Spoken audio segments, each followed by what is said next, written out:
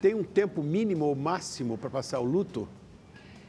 Pergunta valiosa e pergunta muito comum, que eu escuto com uma certa frequência, né? A gente quer saber muito qual é o prazo de validade. Como se Quando existisse. que isso vai passar? Né? Acho que até como uma forma de socorro, isso vai passar.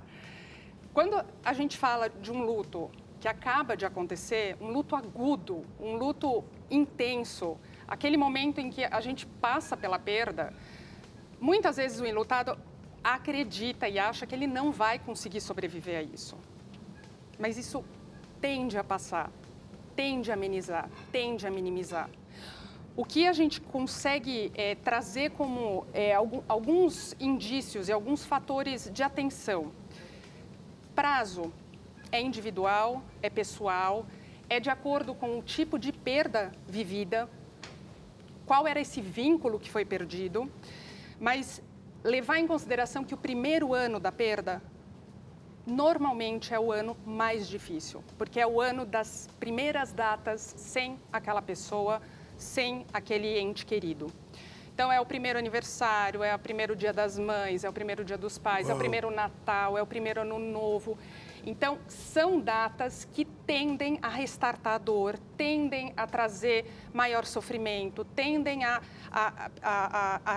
recolocar o enlutado naquela condição mais aguda.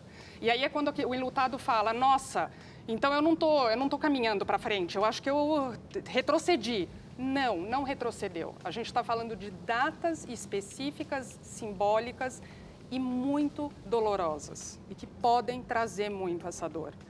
Mas lembrem-se, conforme a gente consegue seguir para a vida, seguir adiante, apesar da dor, a gente está falando de um processo que vem se construindo e que vem se desenvolvendo dentro de um esperado.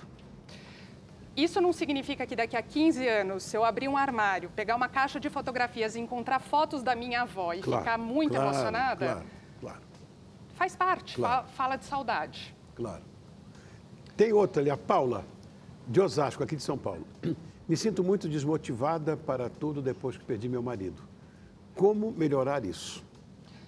Paula, eu acredito que a gente entra de novo nessa questão do... há quanto tempo que essa perda aconteceu e o quanto a sua vida, você começa a perceber que a sua vida está sendo impactada, o seu dia a dia está sendo impactado. Então, a gente começa a observar alguns pontos no enlutado que chamam a atenção e que precisam ser observados, Rony. Qualidade de sono alterada, qualidade de apetite alterada, a desmotivação, a impossibilidade de seguir adiante, dificuldade no trabalho.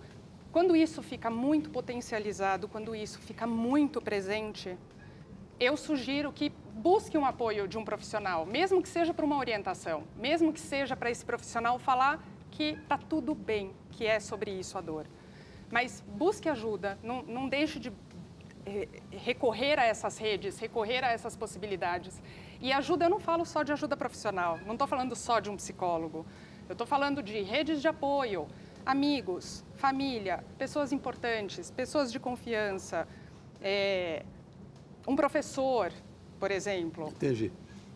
Agora, Luísa, eu fico imaginando o seguinte, existem tantos contornos para se falar de morte, por que a gente não consegue falar isso de uma forma menos traumática?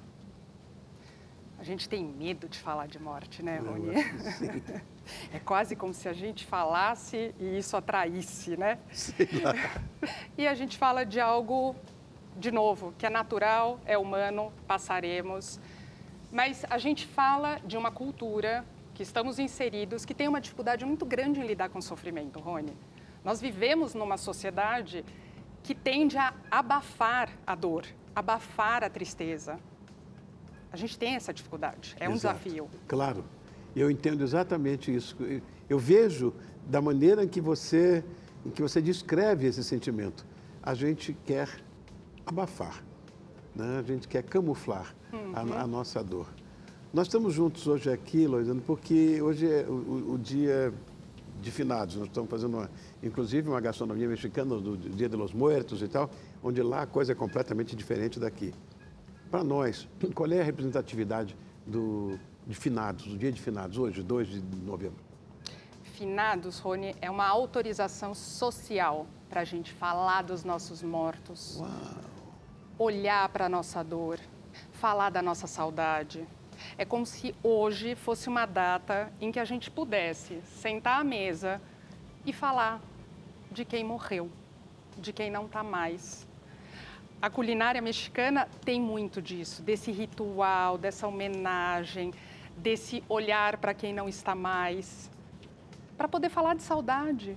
E quando a gente fala de saudade, a gente fala de algo que foi muito importante e valioso para a gente. Seguramente. E a gente só se enluta, Rony, por aquilo que foi importante para a gente. Bonita essa frase.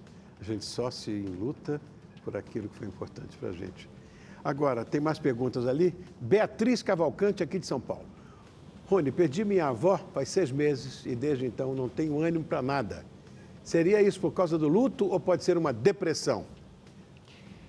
Importante pergunta.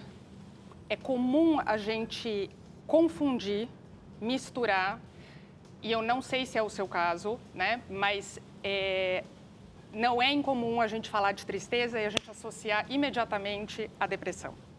E não necessariamente estamos falando de depressão. Estamos muitas vezes falando de um processo natural, esperado e que dói muito. A saudade dói, né? A saudade nos provoca essa... É uma dor física muitas vezes. Claro que sim, claro que sim.